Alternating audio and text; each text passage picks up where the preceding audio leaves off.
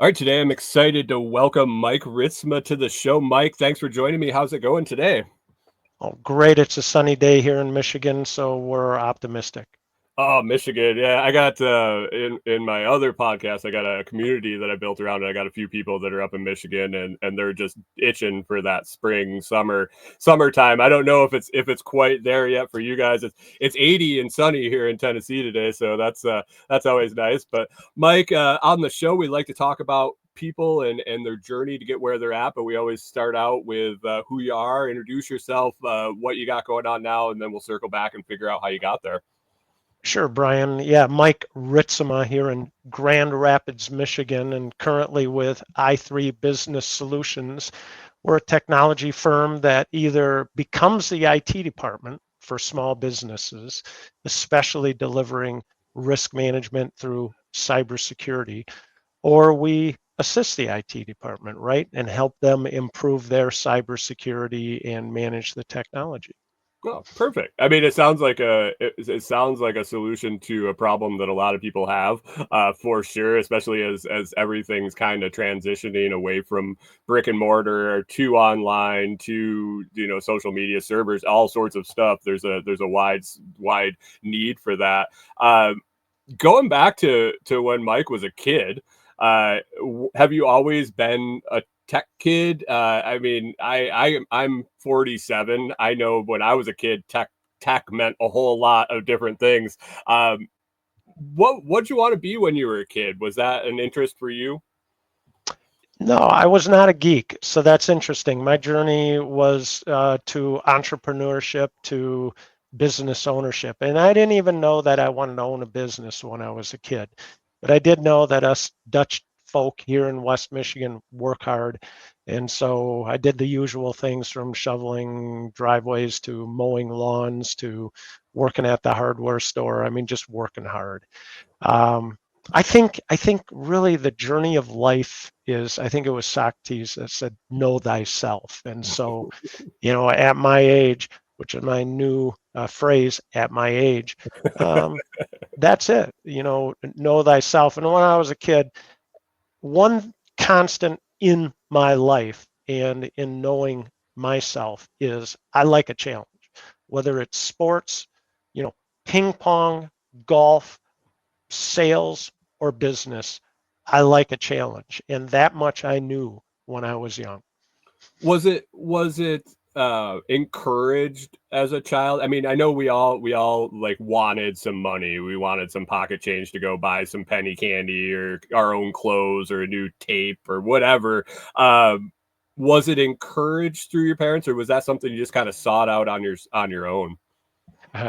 Well, I was raised a poor child on the southeast side of Grand Rapids with six children and my parents. So there wasn't a lot to go around. And if you worked, you could have money and buy stuff. So I think it was a natural result of my upbringing.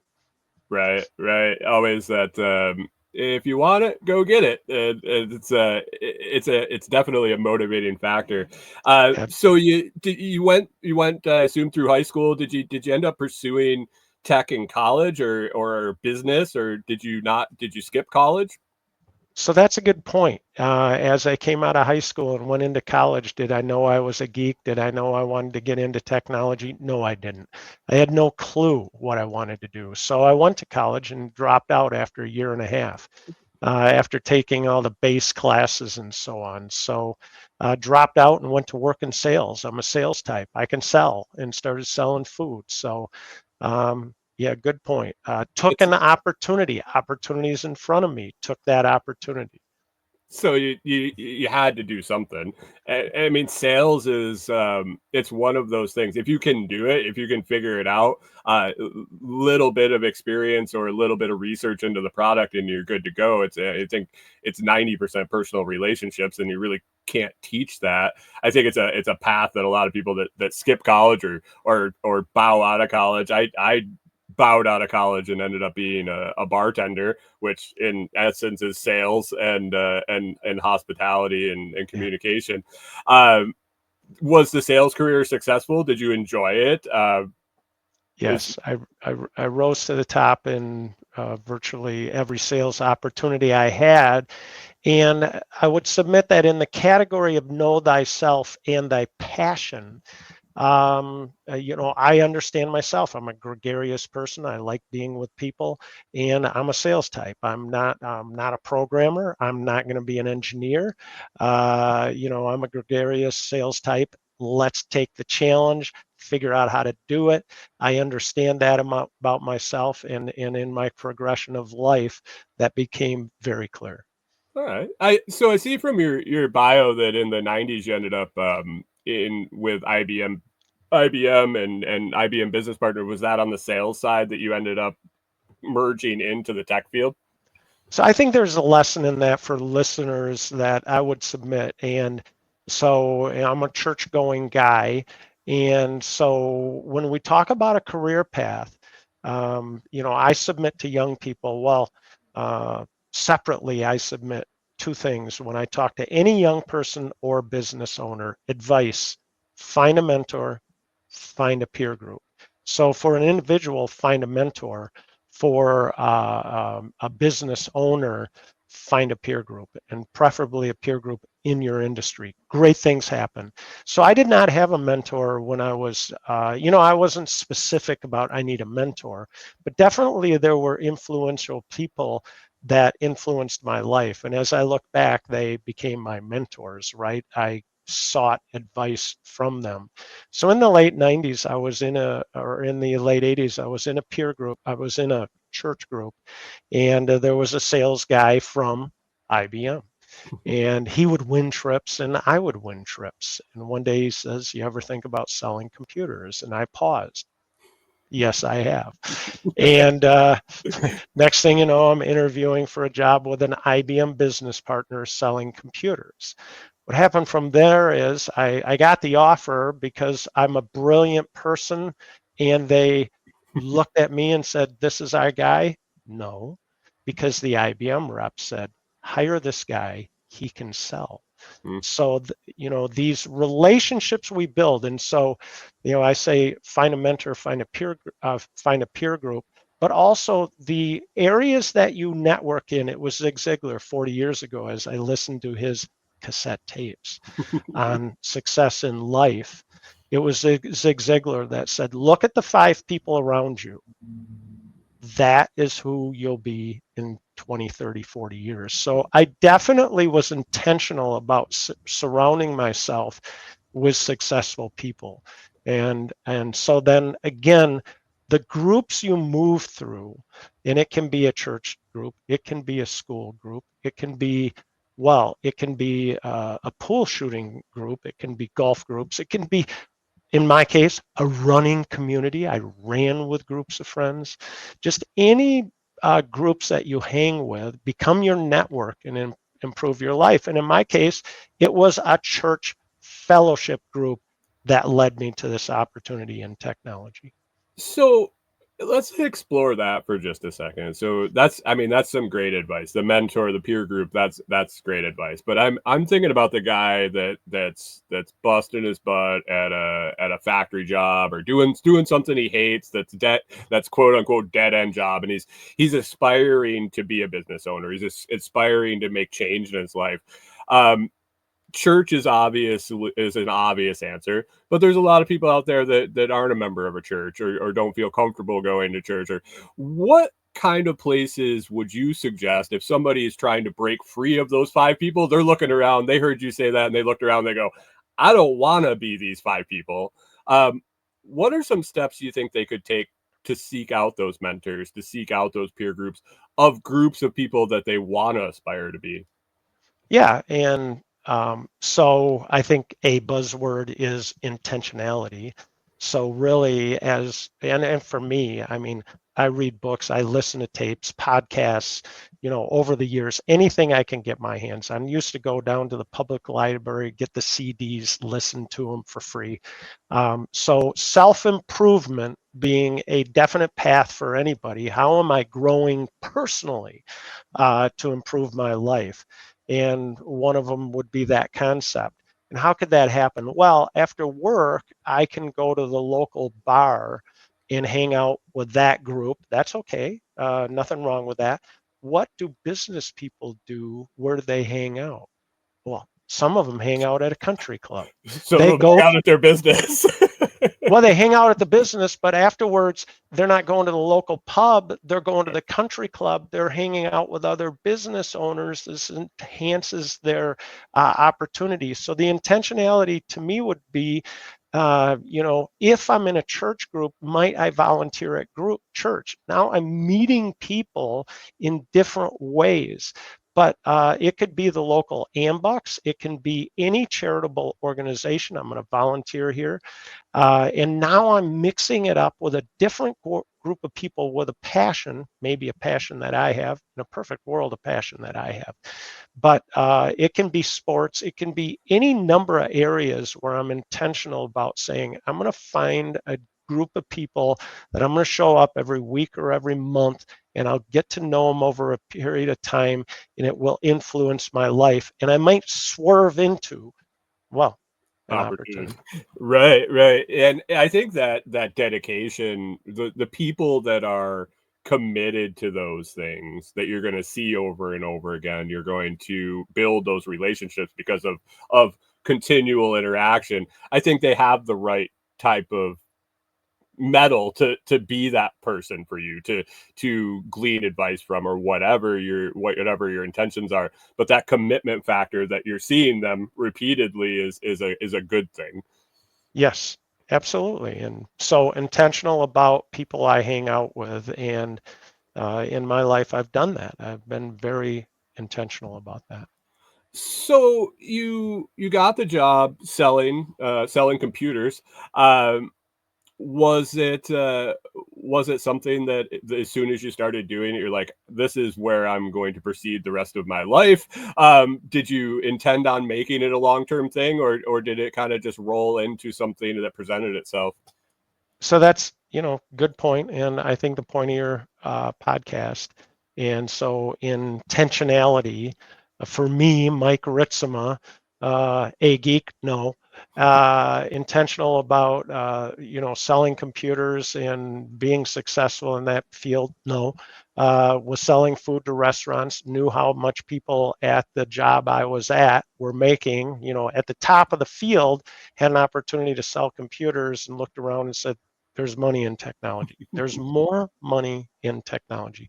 For me, it was more feeding the family, right? I have an opportunity to better myself as a sales guy, a salesperson.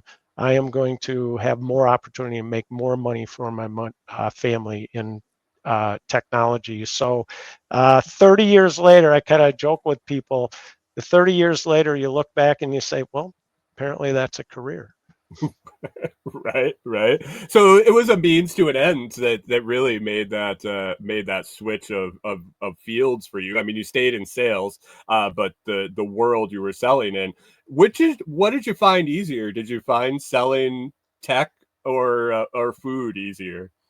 Oh no, it was hard work, but I think that interesting. I kind of tell the story that when I got into technology, when you get into a new field, for me, my personality, knowing myself, it was exciting and new, right? And I love learning new things. So we're doing new things and going into businesses, understanding the business, asking questions, learning. And guess what happened after about 1.5, 2 years of doing that? Did It you get became go ahead. boring? Yeah, it became boring and monotonous. You went in and you asked the question, you knew the answer. Right. But you had to sit there and write the answer down like, oh wow, that's amazing. So that's, to me, that's a lesson of life is, we look for this passionate, amazing, fulfilling job that's gonna 30 years. No, it's work. It's just plain work at some point. Yeah, we had games we used to play behind the bar with the long-term bartenders that I worked with, and the person would walk in the front door and you'd guess their drink. I'd never seen them before ever. They walk in the door, you just like take a 2-second look at what they're wearing, how they're walking, who they're with, and we guess drinks. And man, I don't want to toot my own horn, but me and a couple of other bartenders I worked with were pretty damn good at it. Like you serve enough, you see enough, it's just like, I already know, man. Like I already know. Brian, I am not going to ask you what my beverage of choice is. I don't want to know your answer. It's been a long time. Hospitality left. I was probably in my mid 20s, so it's been 20 years since I've been behind a bar. But I don't know. You look like a Mick Ultra guy. All right. Wrong. Your skill is weakened. Well, Wrong. I mean, yeah, it's been rough. Okay. But So to finish the thought on that transition is, what happened is I went back to school in 1990 and took two classes, one in business and one in technology. And I went, I'm an idiot. I had so much to learn. And over the next 6 years, despite having a number of children in my family, I finished my Bachelor of Science in Economics degree, business and economics. So, that's part of my passion. And I would say to anybody listening here is continue your education. Certainly, Zig Ziglar said, if you read a book a month for the rest of your life, you will get more than a college education from reading books. I think a lot of people, young people especially today, we listen to podcasts, we read short form articles, news blurbs on the web. But I really buy into what Zig said, and that is, if you read a long form book that develops a concept, it can really impact your life. So read books, serious study, do webinar series of 5 to 20 hours. Go back to school, and if it takes you 15 years, yes, I was on the 15-year plan for college, but get that college degree to improve your life, or get that certification that can take you to the next level. Continue your education. when you went back to school, you said you took a tech class and business class. So was the tech class to understand what you were selling more? Oh yeah. Was the business class to understand your customers more, or was it to enrich your life? Enrich my career and opportunity. I mean, when I got the opportunity to work at IBM as a business partner, I went into the computer room, I can still picture it, and asked Rick, the IT manager, I said, I got an opportunity to sell computers. I accepted it. I'll be moving on in a month. And tell me about computers. And he said, well, this is a disk drive. And back then they were 2 feet across, huge disk drive on a DEC computer. And then there's memory in here and a CPU and so on. And for my first half year at IBM, they called me, number one, one guy called me cabbage head. And number two, I did not know the difference between disk and memory. I would confuse them. I didn't know. So I had a lot to learn. Nice. So you went through the sales career and you ended up owning a business. Buying or starting a business? How did this transition from sales to a business owner end up happening? Well, I like a challenge, and I had a good run through the 90s and selling technology, software, hardware, etc. Got a little bit cocky in the year 2000 and looked for a business to buy and bought an IBM business partner with some investors. Okay. And that was the dot-com bust of 2001. Look it up, the tech recession. And this sales guy who loves a challenge bought a business and remortgaged my house, took out a home equity loan, and had a line of credit with the business. Could not sell anything. Went 0 for 9 months selling in the year 2001. It was on the brink of bankruptcy. What's going through your mind at this point? You're 9 months in and you're just were you ready to walk away? I mean, you've pivoted in your career before from food to tech. Were you ready to move on, or was this was going to happen no matter what? I think much of life, we've got plan A, B, and C, right? And so I was hedging my bets on plan B or C and maintaining relationships in the industry that would allow me to go to somebody and say, do you want to buy my business? In fact, I'll give you my business, you blah, blah, blah. So I was hedging my bets in that way. And then secondly, you say, what was going through my mind? And in the summer of 2001, what was going through my mind was depression. I did not know it. But my wife made me go to the doctor, and I was physically depressed. And the one thing that got me through that period was I was running, I'm talking about a peer group. I'm talking about a networking group. At noon hours, I was running with a group of friends at noon. And every noon, we'd drive 5 minutes down the road, meet at an aquatic center, change, go run, change, go back to work. And I would come into work in the morning at 7 o'clock in the morning. By 9 a.m., I was done for the day. I didn't know who. I called everybody I could to sell them something. Nobody's buying. I'd done everything for the Right. business. Right. I would make it to noon, go run with my friends. That would build some serotonin, but it just wasn't enough. And so I was physically depressed and went on medication in the summer of 2001. I didn't like talking about that. I didn't admit it for years and years and years, but it's a reality, and it was punishing for me. It is. I mean, that's a lot of weight. I mean, that's a lot of stuff for someone to carry. And you being up for a challenge, you being wanting to figure everything out, and also being successful in the past. I mean, I felt it. I've been there. You're describing what you're talking about. And I think it ebbs and flows, especially for small business owners, especially for getting started. I don't think this is an uncommon tale. And it's probably a good thing your wife made you go to the doctor. Because with that transition, were you able to turn things around? Was there a break that happened with the business you were able to continue it? Or how did you, I mean, you're obviously still rolling, and it is quite a while later. Yeah, and I think you know, well, a couple things here. Number one, when I went on the medication for a personality like mine, it sent me so high that my wife could barely live with me. So apparently there's stories around that.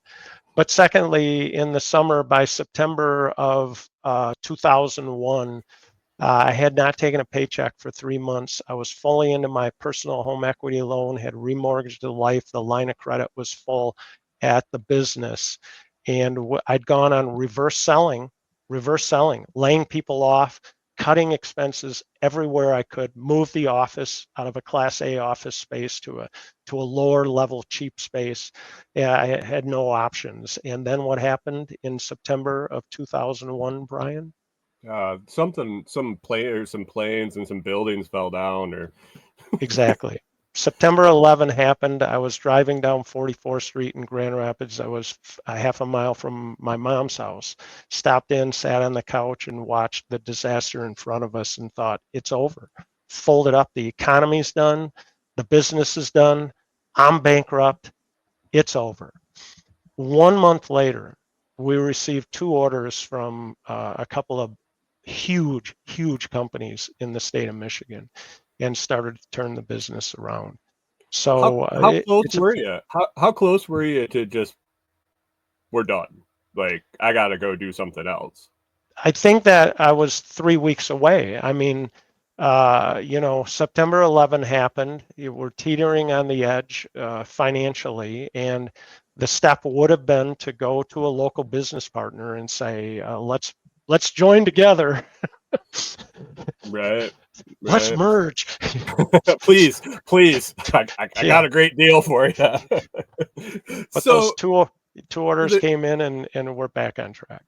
that just changed the course. Did it put some wind in the sails? Like, there's moments where there'll be a hot influx of sales or income or revenue.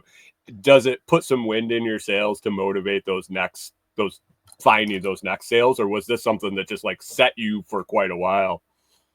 Absolutely, wind in the sails. I think a paradox of life, another part of my journey of life, know thyself, but also a journey from right, wrong, good, bad, either or, to a journey of paradoxes. Can there be paradoxes? And the reality of understanding myself is that I love a challenge. I love the highs and lows.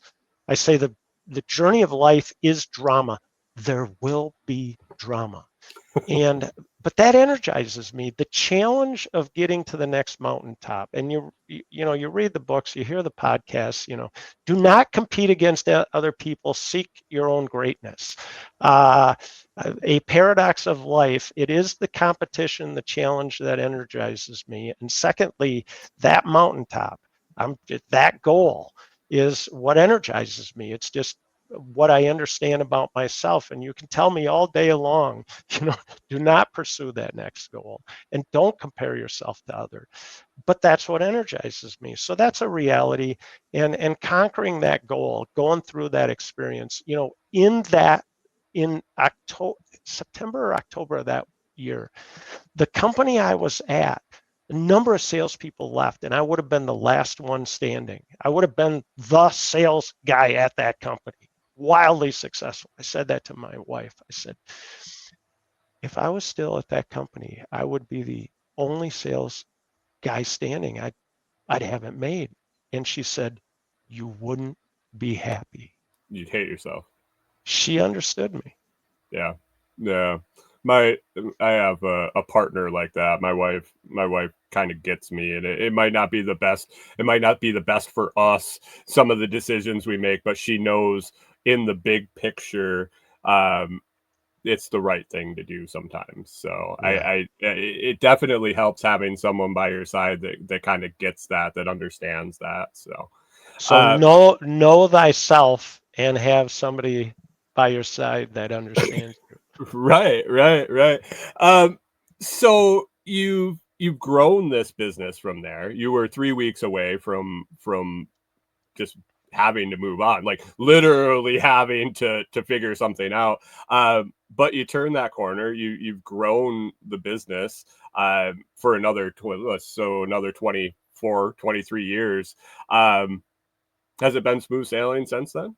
Oh no. I mean, when you run a business, you look at some of the big business people in the world today and we malign them. I was talking to a friend who owned his own business and sold it. We were talking yesterday, and in business, you just plain have to work hard and stuff happens, but you find your way through it. So no, in 2001, the tech recession, we found our way through that. And then it was right, and then a number of partners threw in the towel. And in 2007, another partner said, "Buy me out." And I think he sensed the Great Recession coming, and Right. and so that was a big bump in the road. I mean, in the state of Michigan, we led the nation in unemployment, 18% unemployment in the state of Michigan, and we had to lay people off. So we, 2001, I bought the business. We merged in 2004. Then we had four partners. Two of them left, and in 2007. So there was some bumps in the road there, right? Partner challenges, and we worked through that.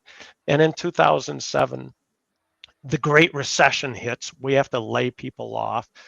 18% unemployment, two bankruptcies with automotive companies, right? I think it was Mm-hmm. GM and Chrysler. The government bailed them And the out. bailouts and Yeah. So that was a big bump in the road, 2007, and we had to pivot the business. I mean, we changed the business. We were IBM and consulting. We changed to network services, cybersecurity, and started on that journey. No, gotcha. you run a business. Any business owner listening today knows there are bumps in the road. There will be drama. You have to be willing to notice the signs. Um, I've seen that as a pretty consistent theme through this show, whether it be personal signs or business signs. Being willing to take those little oncoming signs coming at you, going, we need to take a little turn here. Is where people end up being successful, both long Yeah. term or in a business. Um, what's the goal for the business? You said you like to set goals out there. Are you leaving a legacy in the business? Are you building this to be your legacy and take off at some point? What's the future for i3? Yeah, I mean, my son came into the business 5 years ago, so certainly he's involved. But what we're trying to do here, I mean, our vision is, and I believe this very strongly, that if we can grow people at i3, and it happens in a technology company, you hire a young person, right out of college or a college intern, and they come in here, they learn, and you give them a raise. And in technology, that goes fast, right? The good ones, they learn fast and their salary just ratchets. And then, they're gone. And it's like, we got to figure out how to improve employee retention. Yeah, or we can accept the fact that people come in here, they learn. Some of them we can keep because we're a growing company. Others, they just move right out. And I think that's wonderful that there's so many smart people around the state of Michigan that we developed. If we can grow people, we can grow companies, our own company and other companies, our clients. And if we can grow companies, improve companies, we can improve the community. Yeah. And to me, that's it. What's the best way we can do that is by creating jobs. If we can grow people at i3 and i3 grows and creates jobs, we can help our clients grow, improve people, create jobs. That's how you build a community.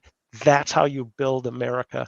That's how you build the world. Create jobs that support families. I'm passionate about that. That's what we do. Growing, planting the seeds of the next business is never a bad thing. I think people get really scared with the retaining, like you said, employee retention.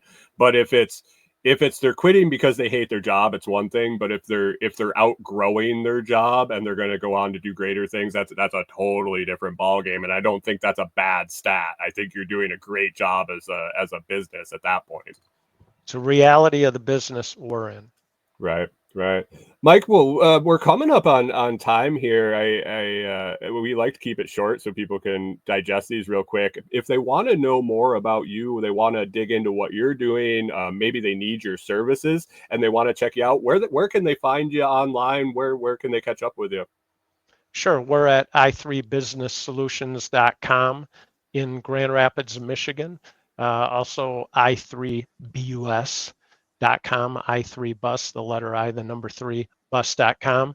And yeah, cybersecurity and technology support. I believe that every business owner is interested in 4 things.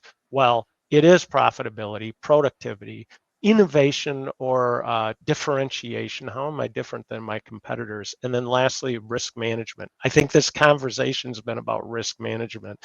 As a small business owner, or part of the conversation is financial risk management. Let's make sure we don't go bankrupt.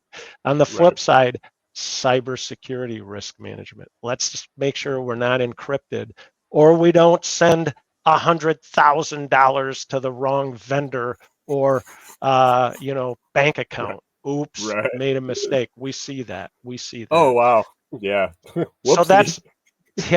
that's what we do, is we help manage the technology risk of companies and the productivity, which might be automation, could be AI, but those are the things businesses are interested in.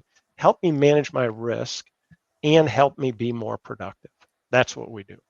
Awesome. I mean, that sounds like something every business owner could use for sure. Mike, I appreciate you being here, and I hope people go, and I encourage them to check out your stuff and find out more about you. And hopefully, we talk again soon. Very good, Brian. Thank you.